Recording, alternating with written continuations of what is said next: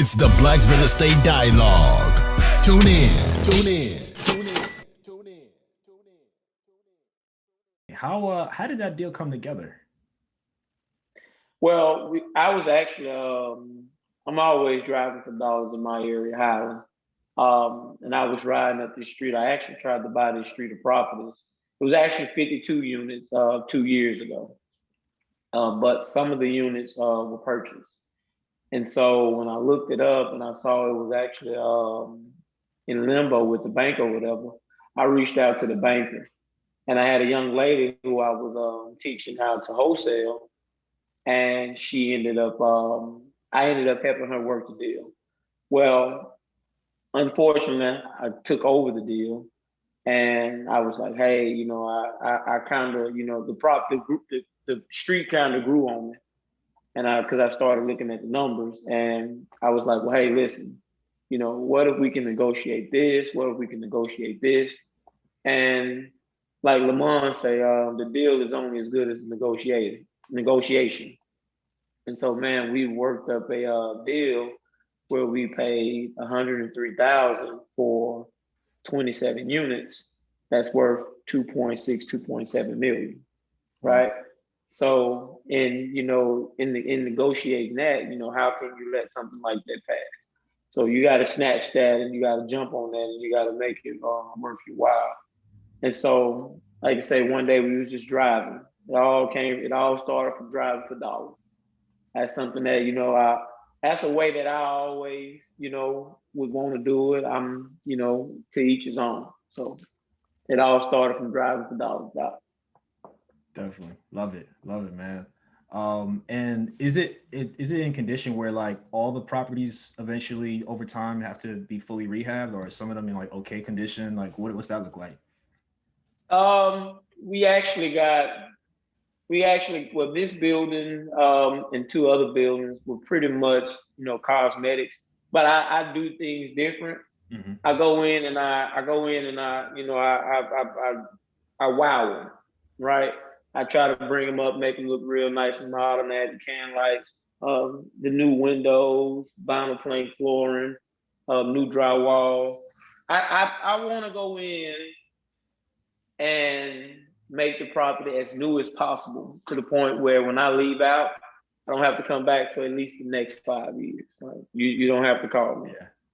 So we go in and we do all new electrical, all new plumbing, all new HVAC. And these were older buildings. And so they needed that mechanical attention. And so I go on in and I go ahead and take care of that up front. And that way, if something do happen, I know it's not nothing important. I know it's just something cosmetic that need to be fixed, maybe like a door or a hole in the wall, or something basic of that nature. And so, it's hard to say. Some people walk in and say, I'm just gonna do this, this, this, this. But Hmm. me, when I walk in, I'm already prepared for the worst. So I'm just gonna go in and we're gonna make it do what it do. Definitely. Love it, man. Love it. Cool. And Derek, what you been having going on, man? Looking like $1 million over there. How things been going with you? Oh man, it's nothing like that. It's nothing like that, man. I had to apologize to the fam, man.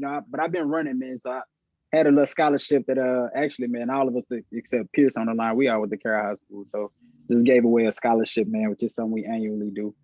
We always all together. So what have I been up to?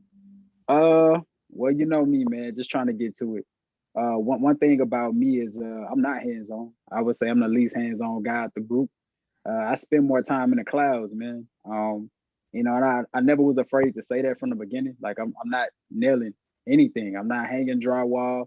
How much does it cost? You know, and so that's really the guy that I am. I sit back and just look at the numbers. And so I still work a 9 to 5. I don't plan on retiring anytime soon from that. Me and Emmanuel run Isle Investments together, and we both got our individual companies. And so we since then, man, we purchased a new single family, but then we're in the middle right now purchasing a package deal of 5. And on the personal side of my LLC, man, I've become a land shark. So I think the last time that you and I talked, man, I did like a dope little deal where I bought a house. Oh, Yeah. and I bought my cousin a house too. Shout out to Wow. Lamont Woods, man, for buying his dad a crib that he never really talked about. But I bought my cousin a house since then. And one thing led to another. So I'll be getting into the Airbnb game as well. Nice. But also, man, I'm building from the ground up too. So that project is like 70% complete. So I'm in new construction, man. I'm looking for land. So that's really what I got going on too, man, you know.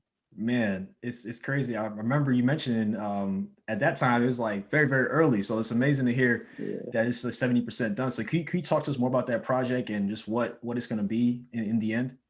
And I guess the plan also to It's like purchase more land too. smooth. So man, for me, I just wanted to kind of just not even so much to just be different. We always talked about building as the NFL of real estate, right? Because we talk about when you build it, you can sell it, you can get off of it, you can rent it for the best cost in the area, you can raise the rents in the area. So I just wanted to challenge myself. So I think at the time I had purchased the land, but the way that the deal came together, I know you're gonna get into the deal. I bought the land for about $4,500. And I went to eBay, purchased my blueprints for about $20. And I took that to the city, got all that stamped and cleared by the city for about another $150. So I'm building a single family on the land. So once I took that just the land, the bare land itself, raw land, I took it to the bank, it appraised for $74,000. So we're gonna end up building a single family for about 60,000. Wow. You know, man. So we got some equity built into the deal, man. Yeah. But you know, I could have done better. It's a feat, and I got my bros. We all gonna celebrate that, man. We're gonna celebrate it like it's a new year, you know, because I came from nothing, man. So you know, to even be on Owl Street, I grew up on Owl Street. I was born on Owl Street. My family's from Owl Street. Our company name is Owl Investments. And so I managed to get a piece of the pie on Owl Street. So I just think that is riveting and you know, just a major accomplishment to be building on that same block. Incredible, man. Love it. Love it. Love it. And then Pierce, and introduce the people to yourselves. Let us know, what you got going on in the real estate game. We would love to hear from you, man. All the guys have been speaking well of you, man. So I'm glad we get to share your voice and your experience with the world. Oh man, I appreciate that. These some good guys out here, man. I'm glad I ran into these guys, man. But basically, man, I was been investing like about 3 years or so. Started in 2018. Bought the first property in 2018, which I'm actually in the process right now of selling it to Emmanuel. So shout out to Emmanuel on that one. But so I bought the first one in 2018. I think that year we ended up buying like four. It was like the back end of the year. 2019 we ended up doing. I think that's the year we did like around 30. Right now altogether we had like 43 doors. Wow. So 2019 we did right at 30, I want to say. And then at the top part of 2020, like before the pandemic, like we bought six doors, and I hadn't bought anything since then. And throughout the process, I bought a lot of properties that like needed, full renovation and stuff like that. And for the most part, I was mixing it up, helping out. I had a main guy who did a lot of work for me, and I would sub out different things like HVAC, electrical, plumbing, things like that. But just over the time, I kind of just grew to enjoy the process and actually like getting there. Like Derek said, he don't want to mix it up. Now I'm like the complete opposite though. You know what I'm saying?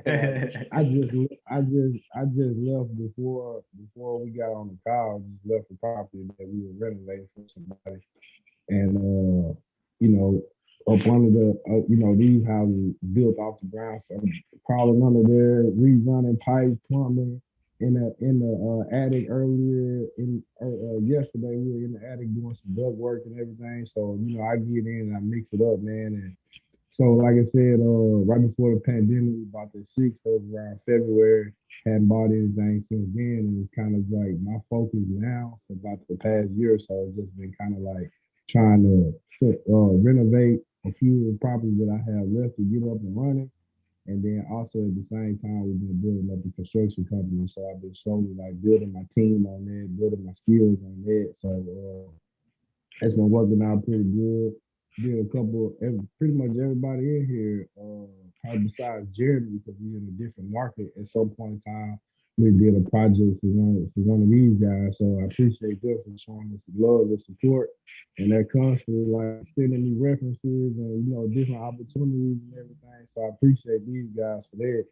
But yeah, man. So my like I said, my thing. I'm not gonna not buying real estate right now. I kind of got to a point now where I'm at, like what I feel like I can manage right now until I revamp my system and get into more of the property, get into more like somebody helping me manage the properties and everything. So when I do go back to buying, I feel like now a lot of money that I spent on construction and getting new HVAC and new plumbing and all of these things in the past, I'm developing, trying to grow my crew now to where, I can just go in there, buy the property, turn around, fix it up, 2 weeks, be out of there, refinance, and get on to the next. So that's my approach right now. So I'm kind of like, I felt like there was a need for me, and why I kind of lost out a lot while I was buying property is because I didn't have, the adequate crew to just go in there and run through the property like I needed to. Hi everyone, Sam here from the Black Real Estate Dialogue. Make sure to hit that notification bell and that subscribe button, and to visit us at blackrealestatedialogue.com.